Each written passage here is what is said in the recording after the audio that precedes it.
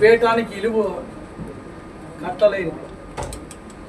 అటువంటి బాధ్యతలు మా నాయకులు నారా చంద్రబాబు నాయుడు గారు కానీ, పవన్ కళ్యాణ్ గారు కానీ, లోకేష్ గారు కానీ, నాతో ఉన్న కార్పొరేట్స్ కానీ, మా ఎమ్మెల్యేలు కానీ, ఎంపీలు కానీ ఒక ముఖ్యమైన బాధ్యత అప్పచెప్పారు.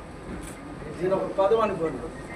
ఈ బాధ్యతకి అందరికీ మంచిగా పేద ప్రజలకు అందుబాటులో ప్రజానాయకుడిగా గుర్తించుకోవాలని మా తండ్రి దగ్గర నుంచి తెలుగుదేశం పార్టీ పదవున్నా పదవి లేకపోయినా పోరాటానికైనా దేనికైనా సిద్ధమైన, తక్కువ టైంలో పదవి వచ్చినా ఆ పదవికి ఇలువ నిలబెట్టే బాధ్యత ఆ భగవంతుడు నాకు ఇవ్వాలని నేను కోరుకుంటున్నాను.